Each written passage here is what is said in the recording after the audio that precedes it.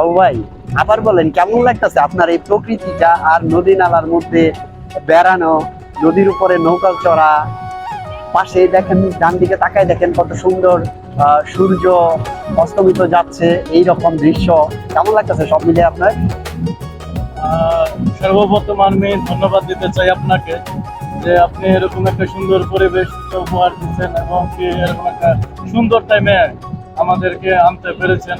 মাশাআল্লাহ মাশাআল্লাহ, সুন্দর। বিষয়টা হচ্ছে সবচেয়ে শুকরিয়া জানাবো আল্লাহ তাআলার প্রতি যে আল্লাহ তাআলা আমাদেরকে এই সুযোগটা দান করছে। সুন্দরটা দান করেছে। মাশাআল্লাহ, আলহামদুলিল্লাহ, ভালো লাগলো কথা বলে বাবু ভাই। তো আপনারা সবাই সবার জন্য দোয়া করবেন এবং ভালো থাকবেন সবাই। আসসালামু আলাইকুম। বাংলাদেশ নদীমাতৃক এক অপূর্ব দেশ। আজকের ভ্রমণে ইঞ্জিন চালিত নৌকায় চড়ে নদীর বুক চিরে এক স্থান থেকে আরেক স্থানে ঘুরে এলাম।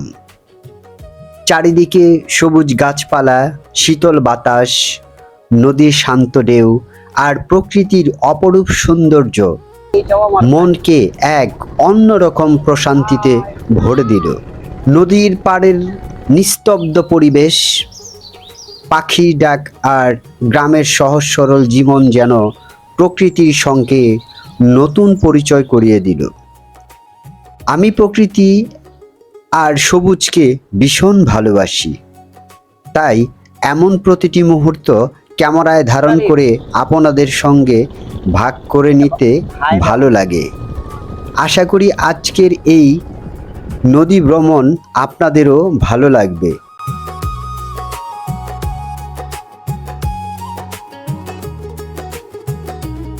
আমরা যখন দৃশ্য দেখতে ব্যস্ত, তখন আমার ছোট্ট একটি চাচ্চু আছে, সে ঘুমানোর চেষ্টা করছে।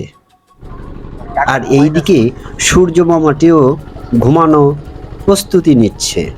সব কিছু মিলিয়ে আজকের এই নৌকা ভ্রমণটি ছিল অসাধারণ এক অভিজ্ঞতা। এদিকে আমি আর আমার ক্যামেরা যখন ভিডিও ফুটেজ তৈরি করতে ব্যস্ত, তখন আমার এই ভাই বসে মনের সুখে বাদাম খাচ্ছে। মনকে এক অন্যরকম প্রশান্তিতে ভরে দিল। নদীর পাড়ের নিস্তব্ধ পরিবেশ, পাখির ডাক আর গ্রামের সহজ সরল জীবন যেন প্রকৃতির সঙ্গে নতুন পরিচয় করিয়ে দিল। আমি প্রকৃতি আর সবুজকে ভীষণ ভালোবাসি, তাই এমন প্রতিটি মুহূর্ত ক্যামেরায় ধারণ করে আপনাদের সঙ্গে ভাগ করে নিতে ভালো লাগে। আশা করি আজকের এই নদী ভ্রমণ আপনাদেরও ভালো লাগবে। যাই হোক, সব মিলে আজকের ভ্রমণটি অসাধারণ ছিল। সামনেই দেখা যাচ্ছে নদীর ঘাট, কিছুক্ষণের মধ্যে ইনশাল্লাহ আমরা নদীর ঘাটে পৌঁছে যাব। ততক্ষণ আমরা নদীর দৃশ্যপটগুলো ক্যামেরাবন্দি করতে থাকি। ওই তো দেখা যায় নদীর ঘাট, তাই ভাবলাম যে মাঝি ভাই আমাদেরকে নৌকাটা চালিয়ে নিয়ে আসলো, তাকেই একটু ক্যামেরাবন্দি করে আমাদের সাথে স্মৃতি হিসাবে রেখে দিই। আলহামদুলিল্লাহ, আমরা সবাই নদীর ঘাটে চলে আসছি। এখন নৌকা থেকে নামার পালা। সবাই একে একে নেমে যাচ্ছে। শেষ প্রান্তে নামতে হবে আমার। আমিও নেমে পড়লাম। নামার পর মাঝি ভাইয়ের সাথে ভাড়াটা চুকিয়ে নিলাম আর ভাড়াটা পরিশোধ করলাম। পাড়ে এসে যখন পৌঁছালাম, তখন দেখলাম এক ভাইয়ের কাছে কিছু কৃত্রিম ফুলের মালা, তাই দেরি না করে ক্যামেরাবন্দি করে ফেললাম। পাশেই ক্যামেরাটা ঘোরাতে দেখি অথেন্টিক গোলাপ ফুল রয়েছে, তাকেও ছাড়লাম না। আর এইদিকে দোল খাচ্ছে কৃষ্ণচূড়ার ডালপালাগুলো, তাকেও বন্দি করলাম।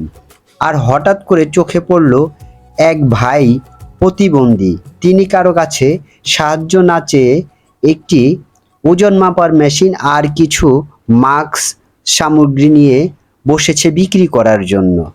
তাই ভাবলাম এই ভাইটার সাথে কয়েক সেকেন্ড কথা বলি বা কিছু কথা বলি। এই ফাঁকে আমার ভাইয়ের দিকে ক্যামেরাটা ধরলাম। ক্যামেরাটা ধরার পরে বললাম, ভাই এখান থেকে আসি।